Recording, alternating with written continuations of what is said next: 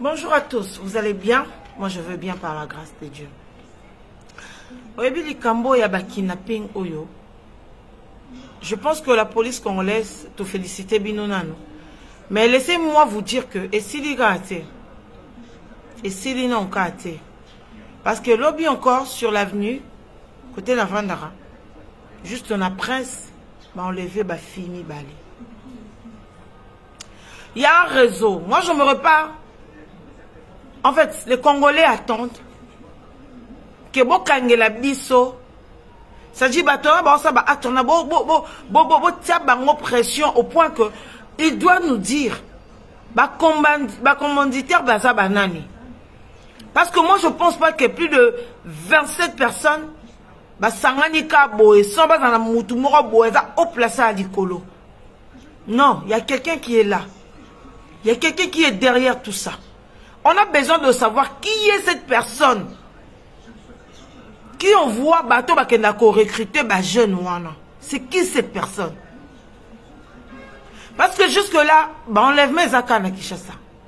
Sinon on baboy, bah on lève mes zaka. Bah on continue qu'on enlever bateau.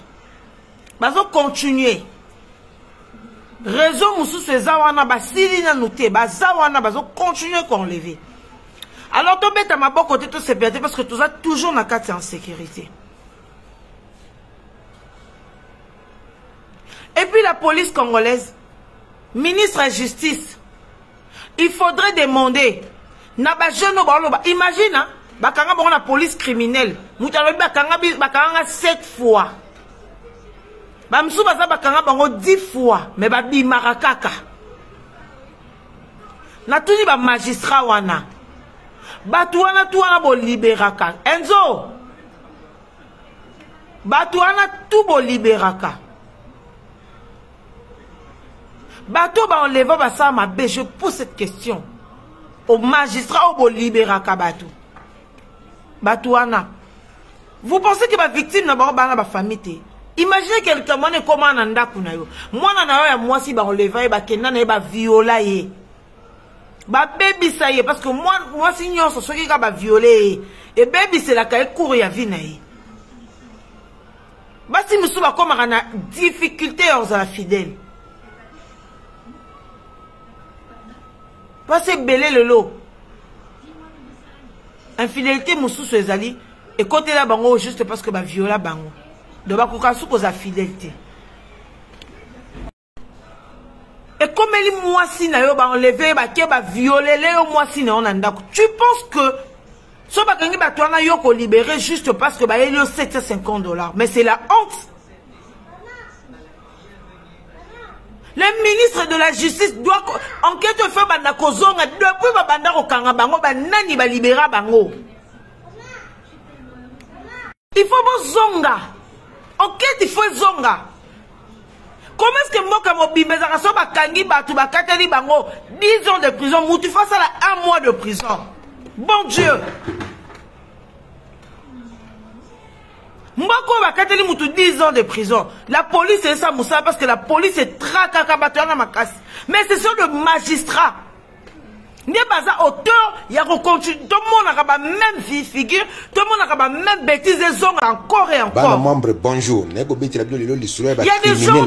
qui ont famille, prison,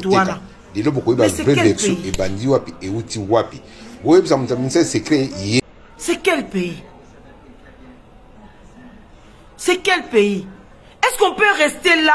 Tout le monde des années.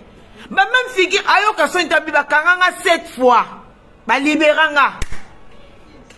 Magistrat pas sa liberté provisoire. De quelle liberté provisoire vous parlez? Liberté provisoire, on va encore après 1 mois. Même vous te faites pire, j'ai peine. Attends la porte, on se bat la crime. Si vous comme un alikaba provisoire, wana. Ça peut te prendre 12 ans de prison.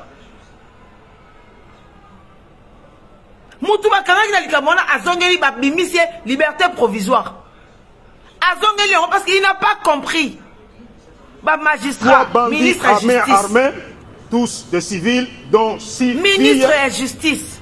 Et 4 policiers qui ont excellé. Il faut que nous l'extorsion et arrestation c'était qui le magistrat qui était dans en charge cette de votre circonstance, procès? nous avons saisi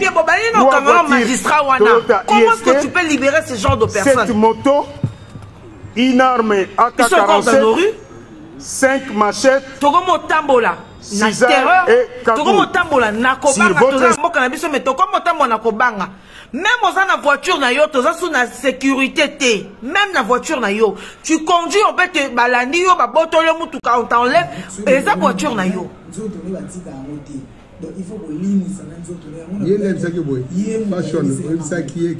est-ce que cause un magistrat incompétent, c'est un niveau? La pays ni na monde bakangi mutu na crime. Moins de 1 mois babimisi liberté provisoire ezala wapi. Pour la somme le quoi ba $750. Na minute on baba mama bazoba o babota bazoba wana bazosa makambo wana na minute to baba mama wana babandi da ko koluka ba magistrat. La préférée 10 000 francs à mendiant, c'est 5 là. Bozawana, vous encouragez toujours le mal. Comment est-ce que Moutouba Kanye a un problème, il y a crime, à ça la moindre mois, et le quoi nous peut s'engager boma? Comment ça se fait? C'était quoi le miracle? Comment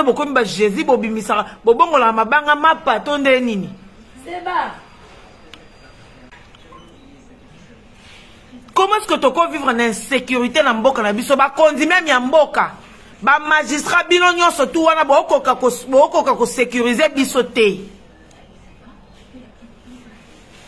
ba tu bakota prison bakanga bango dans un koulou na moboye soka kani soki okangisi e kwa sokisi yo mukolo ko bima yo fo longwa avenue wana to longwa quartier wana po yo ne bokuta na suti.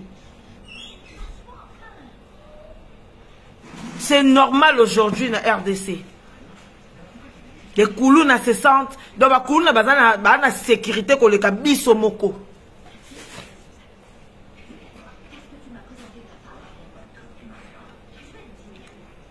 Bana sécurité ko le kabiso moko.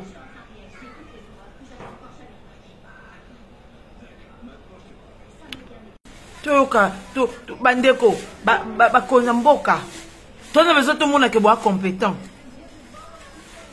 Dans un pays comme la RDC, on enlevé toute une bus. On a vu bus Mobimba. Bus Mobimba.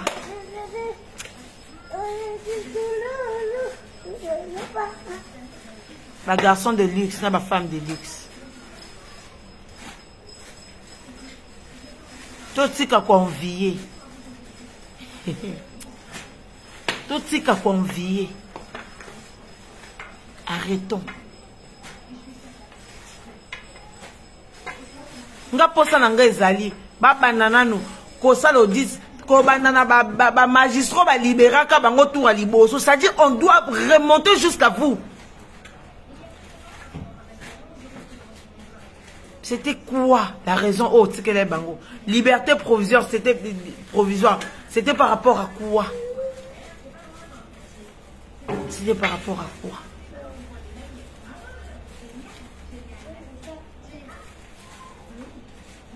Je pense que il y a quelqu'un de très haut placé derrière Makambu tout les oleka. Comment est-ce qu'on a moi moko kidnapping et l'équipe 100% la seconde à Rotanga? C'est-à-dire que non bakangi donc na moi moko va enlever plus de 30-40 personnes à Kinshasa. Na moi moko s'il vous plaît. C'est tout le jour qu'on enlève. Vous voulez nous faire croire. Vous voulez nous faire croire que non, bango va se recruter, bango va sali raison na bango lokuta. Lokuta. Il y a quelqu'un de très haut placé. Alors on veut savoir. La police, Aner, Toza a besoin qu'on y ait qui est cette personne qui est derrière tous ces jeunes? C'est qui? Parce qu'il y a quelqu'un. C'est pas, Eza Azarté. Communauté Somanakin, bonjour. Je reviens avec cette vidéo pour sensibiliser un peu par rapport à l'insécurité qui sévit aujourd'hui dans la ville de Kinshasa. C'est juste triste et dommage parce que ça gâche vraiment beaucoup de choses. Mais cela dit, c'est la période des vacances. Vous avez peut-être programmé un séjour à Kinshasa. Vous venez de l'étranger, donc j'ai tenu à faire cette vidéo parce qu'il y a quand même des méthodes pour contrer cette insécurité, pour se protéger contre les agressions. Et je fais cette vidéo pour sensibiliser un peu la diaspora et tout le monde. Quand vous venez en vacances ici, il y a un minimum de choses à faire. La première des choses, quand vous arrivez, assurez-vous d'avoir un endroit calme, sûr, où vous allez habiter. Évitez les quartiers très reculés, effectivement, où l'accès, même l'accès de la police est compliqué. Ça, c'est la première des choses. Deuxième chose, faites-vous identifier si vous arrivez, par exemple, et que vous avez la nationalité française, belge, etc. Faites-vous identifier auprès de votre ambassade. Et notamment, la totalité des ambassades a mis en place des sites internet pour ça. Donc, faites-vous identifier en donnant l'adresse exacte de là où vous allez vous trouver. Parce que les ambassades ont tout un système, ils peuvent venir vous récupérer n'importe où en cas de danger ou en cas de problème. Troisième chose à ne pas oublier, quand vous arrivez, vous venez en vacances, achetez un kit de protection. Je veux vous mettre en suivant les outils que moi je trouve indispensables. Il faut absolument acheter ça. Vous avez tout ce qui est bombes lacrymogènes. Vous avez aujourd'hui même des téléphones portables qui ont vraiment la forme d'un téléphone, mais c'est des tasers. Ça peut vous aider en cas d'agression. Donc, je vais vous joindre des photos. Même l'adresse du gare à Paris, c'est pas pour faire de la pub, mais en tout cas, ça serait intéressant de revenir avec un kit de protection, taser, bombes lacrymogènes. Vous en avez même en format de poche pour les dames, pour les demoiselles. Vous avez ça dans votre sac. Dès que vous êtes dans un transport, le premier réflexe à avoir, c'est où vous plongez la main dans votre sac et vous avez votre bombe dans la main jusqu'à ce que vous arrivez à destination. En moindre pépin, n'hésitez pas à enclencher, pulvériser. C'est neutralisant, c'est instantané. À la seconde, en tout cas, c'est instantané. Que ça soit le chauffeur, que ça soit la personne qui vous agresse, je vous assure qu'à la seconde, c'est instantané. Vaut mieux qu'il aille percuter, si vous êtes en voiture, qu'il aille percuter quelque chose au lieu de vous retrouver dans des conditions pas possibles. D'accord ? Donc, suivez bien la vidéo. Munissez-vous des kits de protection. Les tailles. Soki qui peut les omi vuzula. Naza na mabe, naza impoli, naza ndoki, naza songi, naza illettré, na bota bana bakizengi. Soki qui peut les omi vuzula. Naza na mabe, naza impoli, naza ndoki, naza songi, naza illettré, na bota bana bakizengi. Soki qui peut les omi vuzula. Naza na mabe, naza impoli, naza ndoki, naza songi, naza illettré, na bota bana bakizengi. Soki qui peut les omi vuzula. Naza na mabe, naza impoli, naza ndoki, naza songi, naza illettré, na bota bana bakizengi. Bonjour fidèles internautes de www.elengiakomba TV. Bonjour, bonsoir, balandi nyonso ya Elengiakomba, Congolaise TV. Belé partout dans le monde, partout où vous êtes, partout où vous êtes, Elengiakomba TV vraiment. Bonjour, bonsoir, on a abonné bafa nyonso ya Elengiakomba Congolais TV. Bonjour à mon boss, on a appelé ça vraiment un pandi. Bonjour à mon boss, JP Kiama. Je salue mon boss Balobi, boss de boss Babi, JP Kiama. Bonjour, la Elengiakomba Congolais TV vraiment. Ramon Lazana, chaîne de chaque topo, il y a boss de JP Kiama, il y a boss de boss, il y a danger. Donc, on va s'entendre la zaki. bu ya boss na biso JP Kiama nzambe na ngai ba boss bazali ba boss bazali JP Kiama le boss des boss. Napesi d'abord bonjour te ba mbote belé na mo boss JP Kiama wana na koza ngisaote donc na ko lekati sana napesa mo boss JP Kiama boss des boss. Bonjour fidèles internautes de www.elengiakomba TV. Bonjour, bonsoir, balandi nyonso ya Elengi ya Komba. Congolaise TV. Bon, belé, partout dans le monde, partout où vous êtes, partout où vous êtes, Elengi ya Komba TV, vraiment. Bonjour, bonsoir, na abonné, fa nyonso ya Elengi ya Komba Congolais TV. Bonjour à mon boss, on a appelé ça vraiment un pandi. Bonjour à mon boss, JP Kiama. Je salue mon boss, Balobi, boss des boss, Babi, JP Kiama. Bonjour, na Elengi ya Komba Congolais TV, vraiment.